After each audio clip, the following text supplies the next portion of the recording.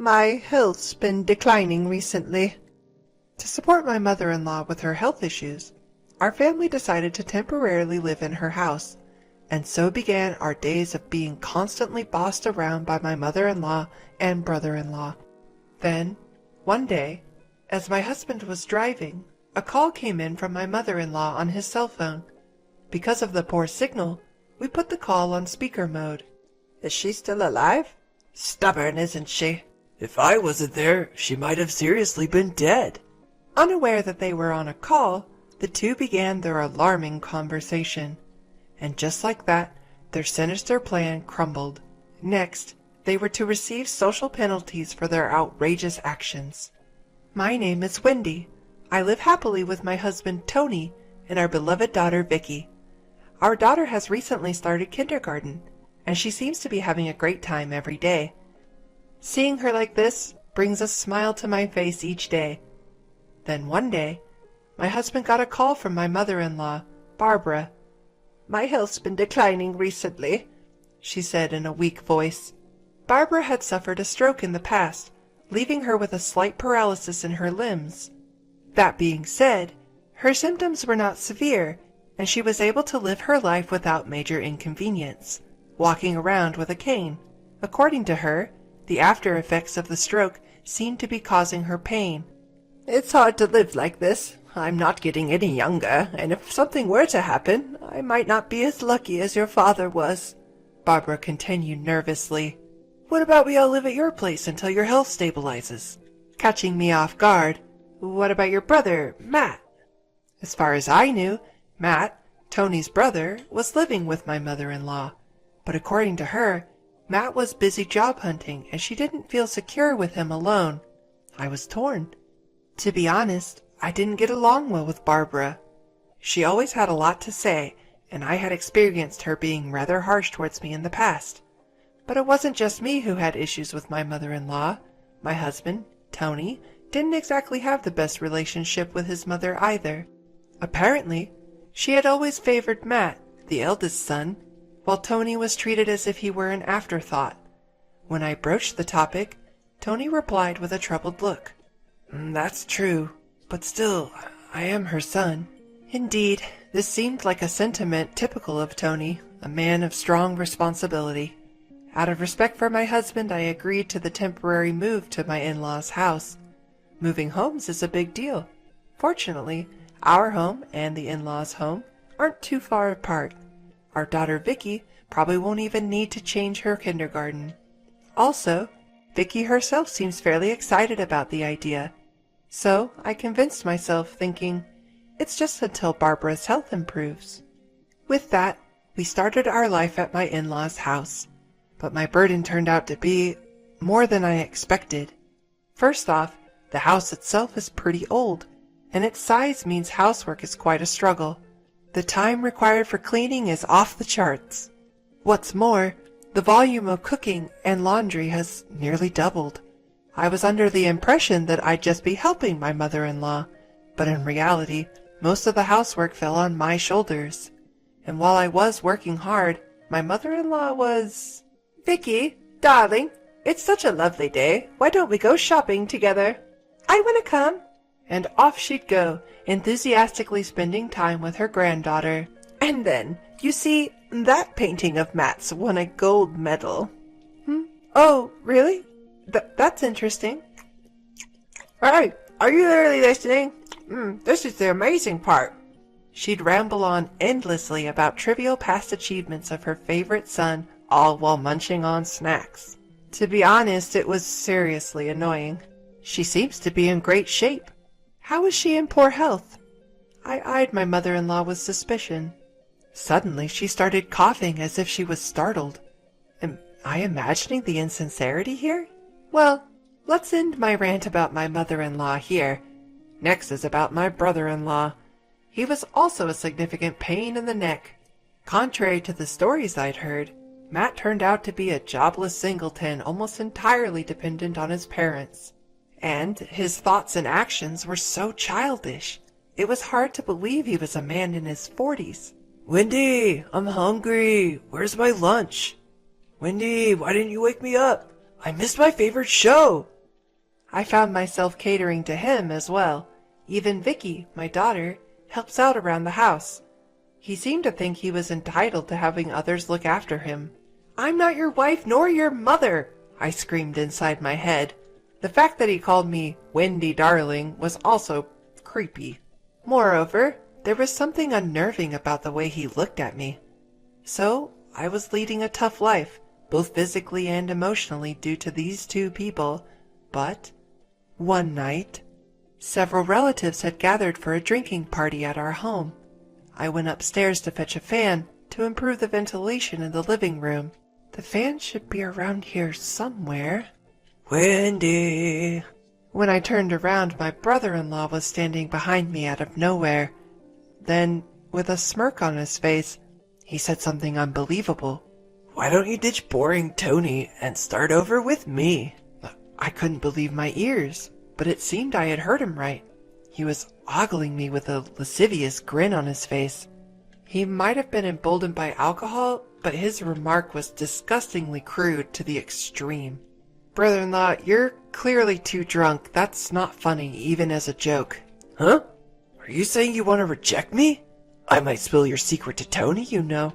"What? I don't know what you're talking about. I'm busy, so I'm gonna leave now." With that, I tried to ignore him and head downstairs, but he forcefully grabbed my arm out of the blue. Come on, I'm way better than Tony. "Stop it! Just stop!" Startled, I jerked my arm away from my brother-in-law. Unexpectedly, Matt lost his footing due to my sudden resistance. He tumbled down the stairs, ultimately hitting the back of his head against the wall with a groan. Hearing the commotion, Tony and other relatives rushed over. Hey, what's going on here? "Oh, Matt just slipped." "Oh my, look at the bump on his head." While his mother fretted over him, shaking him violently, other family members managed to calm her down and took Matt to another room for first aid. Amid all the confusion, my quarrel with Matt was forgotten. I contemplated whether to tell Tony about Matt's advances, but decided to stay silent for now, not wanting to cause unnecessary worry. If Matt's actions escalated, I would speak up. With that thought, I made my way towards the living room where everyone was gathered. Then, in the corner of the hallway, I saw Vicky looking at me with a worried expression. "I'm sorry if I scared you, honey. Did I wake you up? Let's get you back to bed." "Okay." Something about Vicky's demeanor felt off. But it was late and I didn't question further, taking her to her room to put her back to bed. Life remained difficult due to my mother-in-law and Matt. Every day, I was forced to entertain my mother-in-law's uninteresting chatter and attend to my immature brother-in-law's needs. I felt like running away. However, Matt hadn't made any more advances since that incident. It seemed he had learned his lesson after my strong rebuff. With that, I felt a bit relieved and carried on with my life at my in-laws. But then, on a particular day, another unexpected incident befell me. I was having lunch with my mother-in-law as usual, when I suddenly felt dizzy after eating some tomato soup. Next, I was hit with intense nausea and difficulty breathing. I recognized this sensation. Yes, it was anaphylactic shock, an allergic reaction. I have a severe allergy to peanuts, and if I consume even a single one, I can have breathing difficulties. Luckily, my brother-in-law was home so we could quickly call an ambulance. Seeing me in distress, he rushed to pull out his smartphone, his fingers seeming to falter. It looked as though he had become too flustered to remember the number. When I managed to gasp out, 911, he finally started pressing the buttons on his phone. Despite some fumbling, he managed to call an ambulance, and I was rushed to the hospital where my life was saved. Lying in the hospital bed, I thanked my brother-in-law. "Thank you, brother." Oh, thank you so much. You saved Wendy's life. Tony cried, tears in his eyes as he grasped his brother's hand. Taken aback, my brother-in-law replied, a bit bashfully, Well, I just did what any person would do. Although I was annoyed to admit it, even such a despicable person can be useful at times. I had to admit, I saw him in a slightly different light after that. But, as much as I felt gratitude towards my brother-in-law, something else was bothering me. Why had I had an allergic reaction? Afterward, I stayed in the hospital for observation for 1 day. The next day, I was discharged without any complications and got into the car that Tony was driving to return to my in-laws' house. In the car, my daughter Vicky asked with concern, "Are you okay, Mom?" "Yes, I'm fine now. I'm sorry for worrying you." "I thought my heart was going to stop when I heard you had been taken to the hospital." I was careful with those ingredients, though," I said, tilting my head. Just then, Tony's phone rang. Oh, it's Mom. Because he was driving, he quickly switched to speakerphone. However, it seemed like there was a problem with the connection, and we couldn't hear what she was saying clearly. "Hello? That's strange." After a few seconds, we finally entered disable call mode, but it seemed my mother-in-law hadn't noticed. She spoke to my brother-in-law Matt with a troubled voice. "Seems the call got cut off." Can't Tony even answer the phone properly? He's really useless. Their conversation made our faces go pale. "And she's still alive? She's really stubborn, isn't she?" Mom, you shouldn't be saying things like that. If I hadn't been there, she might have really died. Doesn't matter. It's just karma for hurting my precious Matt. Oh! Well, I did think it served her right. So, what are we going to do about Wendy? Yeah, I'll try to win her over again. I think I can make it work this time. I mean, she probably fell for me again after this incident. After all, I'm her lifesaver, aren't I? Unaware that they were being heard, they continued their alarming conversation. Meanwhile, Tony and I were left speechless, exchanging glances. Later, we arrived at my in-laws' house later than scheduled. "You sure took your time." Tony, you should have answered the phone. I wanted you to get something on your way back. They greeted us as if nothing had happened. On the other hand, Tony and I had stern looks on our faces. Well, we had to stop by the police station. "Police station?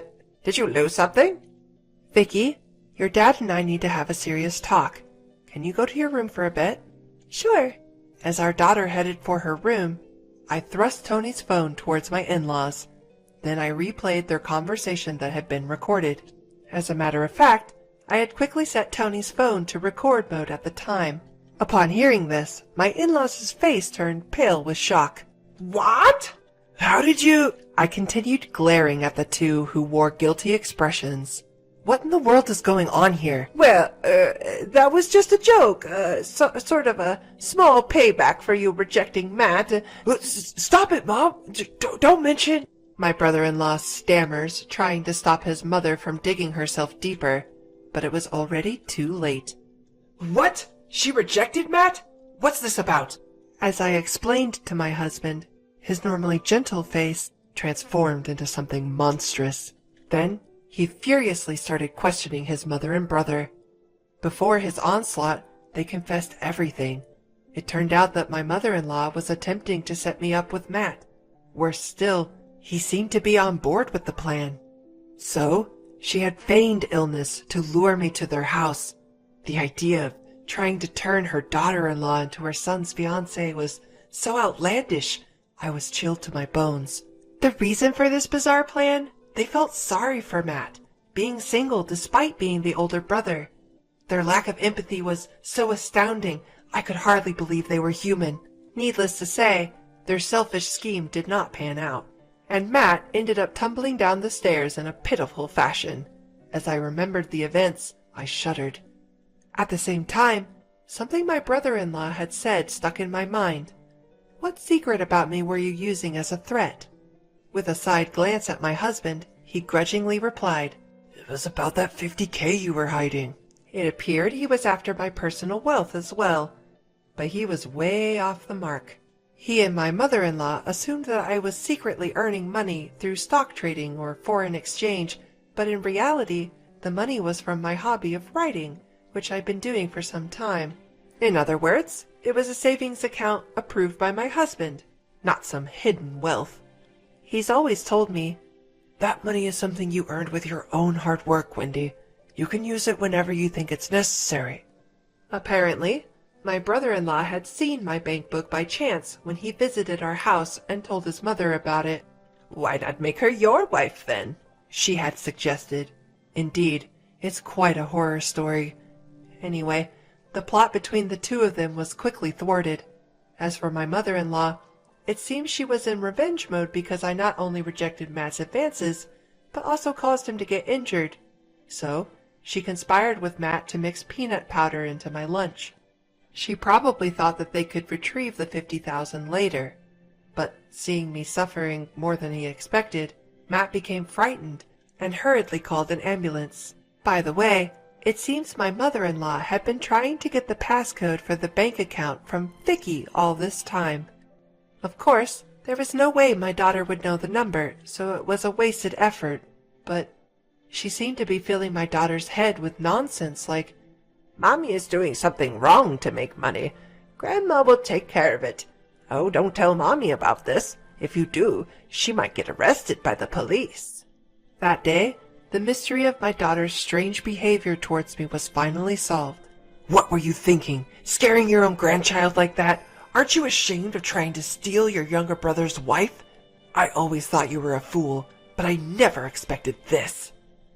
As Tony voiced his anger and disbelief, his fists trembling, Matt, perhaps feeling his pride hurt, retorted, Hey, don't get cheeky just because you're my younger brother. I'm way more handsome than you. If I had met Wendy before you did, she would have definitely married me. This further fueled Tony's anger, but there was someone even angrier than my husband.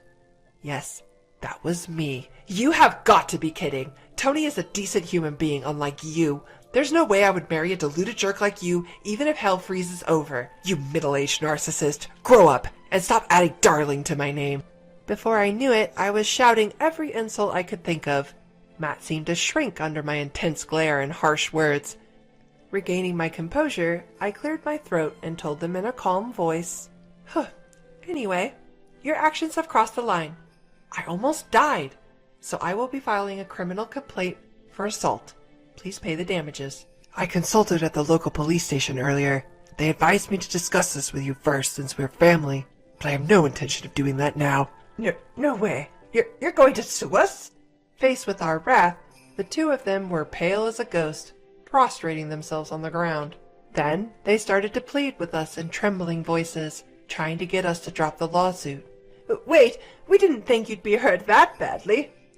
Yeah, that's right. It was just a spur-of-the-moment thing. Forgive us. We're family, right? At their pleas, Tony and I exchanged looks and started discussing. Just then, Vicky entered the room. Perhaps she was bothered by the commotion.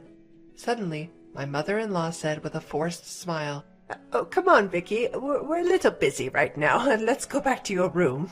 At that moment, I hastily called out to my daughter, Did you by chance tell your grandma about Mommy's peanut allergy?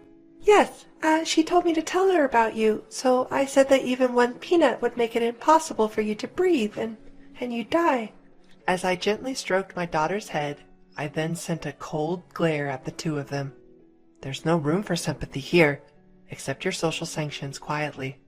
And so, the two of them, cast aside by me, were stunned and fell apart on the spot. Later, we hired a lawyer and formally charged my mother and brother-in-law with assault.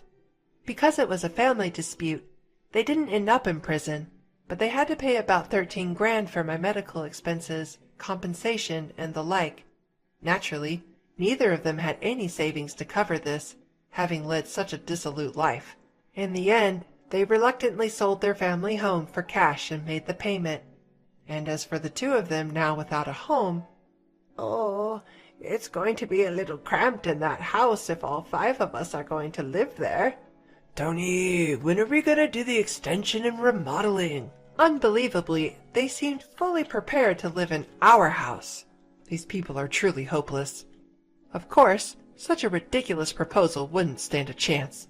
What kind of nonsense are you spouting? Talk in your sleep when you're asleep. It was probably an explosion of pent-up frustration. The two of them, vehemently rejected by us, hastily left the scene. We heard that they later rented a room in a rundown apartment.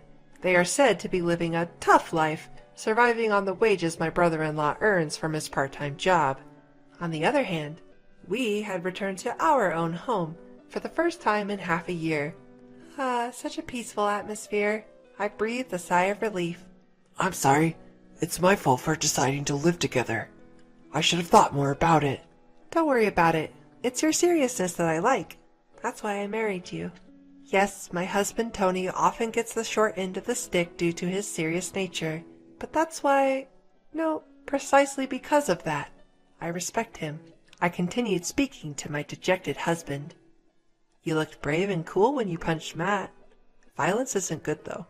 Hearing that, my husband chuckled sheepishly. Then, as he was holding our daughter, he said, That's right. How about we all go out for some fun next week? Vicky, where do you want to go? The zoo! Watching my daughter laugh with excitement, I savored the happiness, and I made a vow to continue saving that money for my daughter's future. I promise.